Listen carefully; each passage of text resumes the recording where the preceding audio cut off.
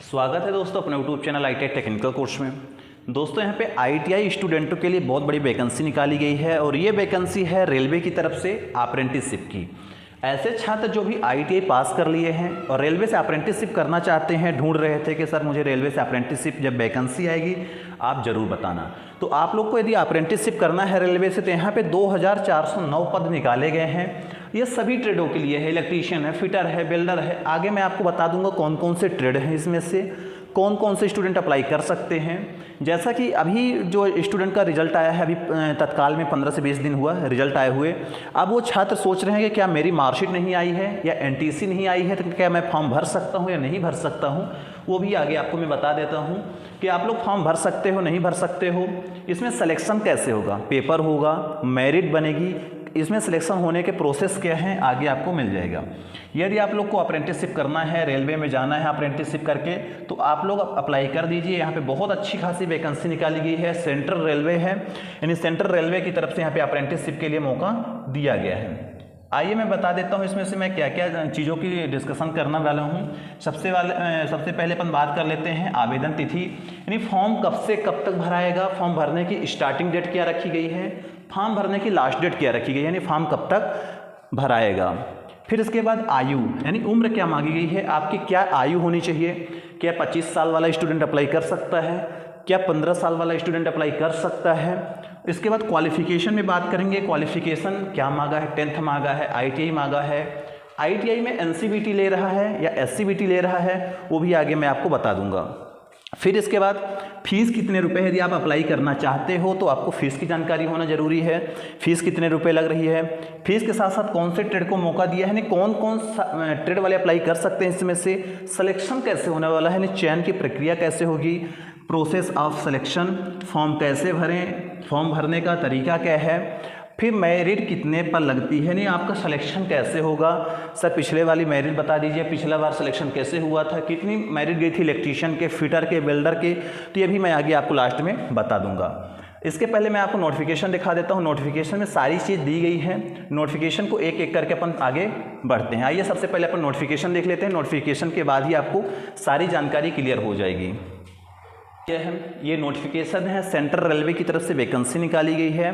Central railway यानी आपको यदि सेंट्रल रेलवे से अप्रेंटिसशिप करना है तो आप देख लीजिए, यहाँ पे अच्छी खासी वैकेंसी निकाली गई है सेंट्रल रेलवे की तरफ से। और ये जो कि मुंबई में रहने वाली है, सेंट्रल रेलवे आपको मालूम है भारत का जो सेंट्रल है मुंबई है, वहीं से नोटिफिकेशन निकाला गया है। और ये जो नोटिफिकेशन है तो यहाँ पे दिखाया गया है कि नोटिफिकेशन किसका है, engagement of apprentice under the apprentice act 1961 over central railway, यानी सेंट्रल रेलवे की तरफ से यहाँ पे वैकेंसी निकाली गई है। और ये वैकेंसी पूरी की पूरी अप्रेंटिसशिप के लिए निकाली गई है। यदि फॉर्म भरने की स्टार्टिंग डेट की बात कर लेते हैं दोस्तों, opening of online application, form भरने की स्टार्टिंग डेट है 29/8/2023 से 11 बजे से फॉर्म भराना चालू हो गया है। आज है 30 अगस्त, यानी 29 अगस्त से फॉर्म भराना चालू हो गया है। और फॉर्म भरने की लास्ट डेट रखा गया है date and time of closing of online application, यानी फॉर्म भरने की लास्ट डेट है 28 सितंबर 2023। एक महीने के लिए टाइम दिया गया है, 30 दिन आसानी से आप फॉर्म भर सकते हो। 29 सितंबर से 29 अगस्त से 28 सितंबर तक फॉर्म भराया जाएगा। तो इसमें से आप लोग को घबराना नहीं है, आसानी से फॉर्म भर सकते हो। वो भी मैं बताऊंगा। यदि ऐसे स्टूडेंट जो अभी इनका रिजल्ट आया है, जिनके पास NTC नहीं है, मार्कशीट नहीं है, तो वो क्या करेंगे आगे उनको भी बता दूंगा। अब जैसा कि यहाँ पे लिखा हुआ है कि ऑनलाइन एप्लीकेशन इनवाइटेड के लिए जो दिया गया है, तो आपको मालूम होना चाहिए। और इस नोटिफिकेशन को मैं टेलीग्राम चैनल पे डाल दूंगा, आप लोग पूरा कंप्लीट जरूर पढ़िएगा तभी फॉर्म भरना, ठीक।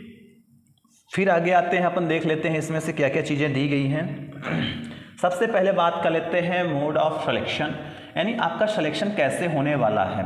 यदि आप फॉर्म भरेंगे तो फॉर्म भरने के बाद इसमें से सिलेक्शन कैसे होगा, तो यहाँ पे दिया गया है कि selection will be on the base of merit list, यानी आपका सिलेक्शन इसमें मेरिट लिस्ट होगा, किसी भी प्रकार का एंट्रेंस एग्जाम नहीं होगा। जो मेरिट लिस्ट बनेगी तो आपके जो 10th है मैट्रिकुलेशन नंबर, यानी जो 10th का नंबर है, और 10th में कम से कम आपके 50% होंगे तभी आपका फॉर्म भराएगा। ये भी जरूर ध्यान रखना, आपके 10th में 50% से ऊपर है तभी आपका फॉर्म फिल होगा, अन्यथा आप फिल नहीं कर पाएंगे।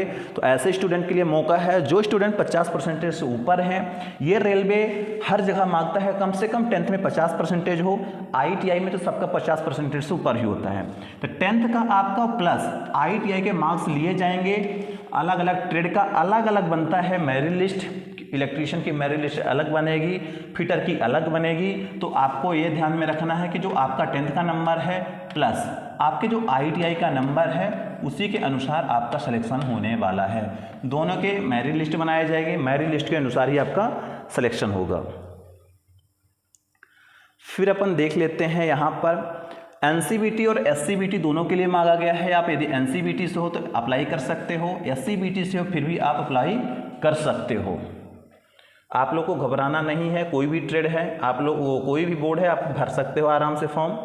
आगे मैं बात कर लेता हूँ इसमें से कहाँ कहाँ के लिए निकाला गया है। बहुत जगह के है, क्लस्टर भुसावल के है, पुणे के है, नागपुर के है, सोलापुर का है, बहुत जगह के है, अलग अलग के लिए अलग अलग पोस्ट निकाली गई हैं। जैसे मुंबई क्लस्टर की बात कर लेते हैं। मुंबई क्लस्टर में कौन कौन से के लिए वैकेंसी निकाली गई है, यहाँ पे ट्रेड दिखाया गया है। सबसे पहले मुंबई क्लस्टर में फिटर की वैकेंसी है, बिल्डर के लिए है, कारपेंटर के लिए है, पेंटर के लिए, ट्रेलर के लिए है। टोटल 131 पद निकाले गए हैं यहाँ पर। जर्नल के OBC के 69 पद हैं टोटल, SC के हैं 39 पद, ST के हैं 19 पद और टोटल देखा जाए 258 पद मुंबई क्लस्टर के लिए निकाला गया है। ये सारे ट्रेड हैं। यदि आप मुंबई क्लस्टर से अप्लाई करेंगे तो ये सारे आप ट्रेड में हो, आप अप्लाई कर लेना। आपकी जो ट्रेनिंग पीरियड रहेगी 1 साल की रहेगी, सबको मालूम होना चाहिए। रेलवे जो अप्रेंटिसशिप कराता है 1 साल के लिए यहाँ पे कराता है। फिर इसके बाद सेकंड नंबर देख लेते हैं। यहाँ पे कल्याण डीजल सील्ड लिखा है, इलेक्ट्रीशियन के लिए है, मशीनिस्ट के लिए है, वेल्डर के लिए है, प्रोग्रामिंग सिस्टम एडमिनिस्ट्रेशन असिस्टेंट के लिए दिखाया गया है। इलेक्ट्रीशियन के 5 हैं, जनरल की OBC की 3 है, ST की 2, SC की 1, टोटल 11 पोस्ट निकाला गया है इलेक्ट्रीशियन के लिए। और आपका इलेक्ट्रीशियन का भी 1 साल की ट्रेनिंग रहेगी। इस नोटिफिकेशन को मैं डाल दूंगा टेलीग्राम पे, आप लोग बिल्कुल देखिएगा। हर जगह इलेक्ट्रीशियन के दिखाया गया है। जैसे यहाँ पे इलेक्ट्रीशियन के मुंबई क्लस्टर में 31 पोस्ट है, मुंबई क्लस्टर पे 31 पोस्ट है इलेक्ट्रीशियन के लिए। मतलब सभी ट्रेड हैं, फिटर है, टर्नर है, बिल्डर है, इलेक्ट्रीशियन है, यानी टोटल 2409 पद निकाले गए हैं, उसमें से सभी ट्रेड दिया गया है। तो आप लोग को घबराना नहीं है, बहुत अच्छी खासी वैकेंसी निकाली गई है सभी पदों के लिए। सभी जगह के मैं नहीं बता पाऊंगा और ज़्यादा लंबा वीडियो हो जाता है, तो आप लोग को नोटिफिकेशन को पढ़ना पड़ेगा। नोटिफिकेशन को मैं टेलीग्राम चैनल पर डाल दूंगा, बहुत जगह का है वैकेंसी। मोस्ट अपन बात कर लेते हैं क्या क्या चीज़ें दी गई है। जैसे एलिजिबिलिटी कंडीशन क्या है, कंडीशन से नहीं, आपका क्या एलिजिबिलिटी रखा गया है। आपका कम से कम 15 साल के हो और 24 साल के अंदर हो। जर्नल वाले स्टूडेंट आप अप्लाई कर सकते हैं। एज लिमिट की बात किया गया है, आप 15 से 24 साल वाले स्टूडेंट अप्लाई कर सकते हैं जो जर्नल पे स्टूडेंट हैं। अब ध्यान रखना, रेलवे 15 से 24 साल वाले ही बच्चों को लेता है रेलवे में अप्रेंटिसशिप के लिए, जर्नल वाले के लिए। यहाँ पे दिया गया है अपर age limit relaxable by 5 year. जैसे ST SC वालों को 5 साल का छूट दिया जाएगा, यहीं पे OBC कैंडिडेट हैं तो उनको 3 साल का छूट दिया जाएगा। यदि आप ST SC हैं तो आपको 5 साल का छूट दिया जाएगा, यानी 24, 5, 29। ST SC वाले स्टूडेंट 29 साल तक अप्लाई कर सकते हैं। यहीं पर OBC वाला 27 साल तक अप्लाई कर सकता है। तो इन सभी चीज़ों को ध्यान पे रखना। यहाँ पे जर्नल का है, ST का है, SC का है, OBC का दिया गया है कि 2008 का होना चाहिए, कहाँ का होना चाहिए, सब चीज़ देख लेना। एज की बात कर लिया गया है। एज के बाद एक्स सर्विसमैन है आप, तो आपको छूट दिया जाएगा। एक्स सर्विसमैन वालों के लिए भी छूट दिया जाता है। अप्रेंटिस पर सीट होती है, कोटा होता है, वहाँ पे भी करते हैं। मिनिमम क्वालिफिकेशन की बात कर लेते हैं। मिनिमम एजुकेशन क्वालिफिकेशन यहाँ पे जो रखा गया है, जैसा कि मैं बताया था कि आपके पास condition must have the pass of 10th pass होने चाहिए। मिनिमम 50% होना जरूरी है। उसके साथ साथ आपके पास board also process national trade certificate in the notified trade issue by the national council of vocational training, provisional certificate issue by the national council of vocational training, state council of vocational training, यानी NCVT SCVT plus 10th। यदि आपकी ITI SCVT से फिर भी आप apply कर सकते हो। लिखा हुआ state counselling for vocational training, यानी स्टेट हो गया SCVT, ठीक। अब NCVT हो गया national counselling for vocational training, NCVT हो गया। तो सभी लोग अप्लाई कर सकते हो, आप लोग को घबराना नहीं है, आप आसानी से कर सकते हो। पेमेंट की बात कर लेते हैं दोस्तों। यहाँ पे पेमेंट मांगा गया है, एप्लीकेशन फीस मात्र 100 रुपीज़। वो भी जर्नल वाले स्टूडेंटों के लिए महिला और ST SC का छूट दिया गया है। जर्नल OBC का 100 रुपीज़ है और यहीं पे ST SC और महिलाओं के लिए छूट दिया गया है, फ्री ऑफ कॉस्ट है, उनके लिए किसी भी प्रकार का पेमेंट नहीं लगेगा। फिर इसके बाद देख लेते हैं आगे, standard finishing for the disable वाले जैसे हैं कि विकलांग वाले को कुछ छूट दिया जाने वाला है। फिर इसके बाद behind lower division, how to apply करने के लिए सबसे पहले आपको क्या करना पड़ेगा, अप्रेंटिसशिप पोर्टल पर रजिस्ट्रेशन करना बहुत ज़रूरी है। अप्रेंटिसशिप पोर्टल पर रजिस्ट्रेशन करने के बाद आपको अप्लाई करने की लिंक यहाँ पे दिया गया है, www.rrccr.com पर जाकर आप सीधे अप्लाई कर सकते हैं। ये सेंट्रल रेलवे की वो है वेबसाइट है जिसके माध्यम से आप सीधे अप्लाई कर सकते हो।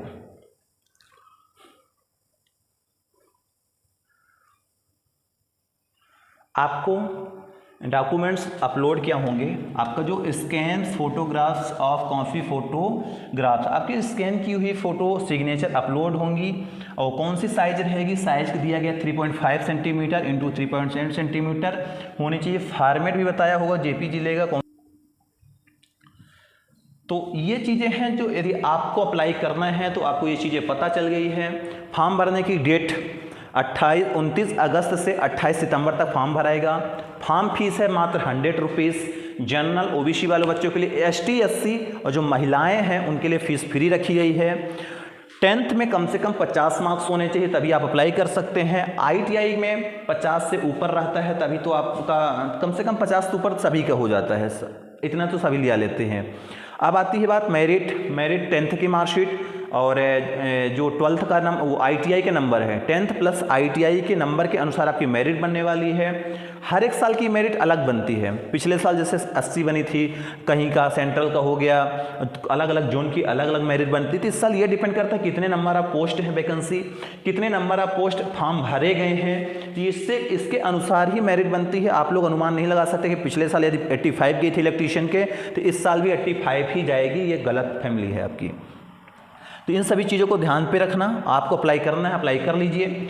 अब उन छात्र सुनना जो छात्र अभी मार्कशीट का इंतजार किए हैं, तो यदि आपने ITI कर लिया है, आपका रिजल्ट आ गया है, मार्कशीट नहीं आई है तो आपका फॉर्म भराएगा 28 सितंबर तक। मगर आपकी जो मार्कशीट आने वाली है ये आती है 17 सितंबर की मार्कशीट आ जाएगी। तो आप लोग को अभी नहीं फॉर्म भरना, 20 सितंबर को फॉर्म भरना है। 17 सितंबर को आप लोग मार्कशीट कॉलेज से ले लेना, सर्टिफिकेट ले लेना, फिर फॉर्म भरना ताकि आपका फॉर्म सबमिट हो जाए, किसी भी प्रकार की गलती ना हो। तो इन सभी चीज़ों को ध्यान रखना। ऐसे स्टूडेंट जो अभी इस साल पास हुए हैं, जिनकी मार्कशीट नहीं आई है, उनके पास 10 दिन का टाइम रहेगा। 20 तारीख से 28 सितंबर तक फॉर्म भर सकते हैं।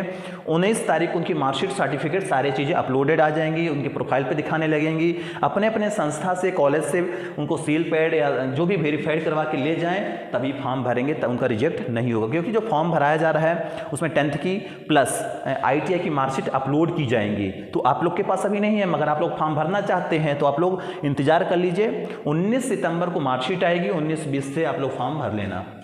और कुछ डाउट है कमेंट करना, कुछ प्रॉब्लम है कमेंट करना। टेलीग्राम पे ये मैं PDF डाल दूंगा, आप लोग देख लेना। मिलते हैं नेक्स्ट वीडियो पे। जय हिंद, जय भारत।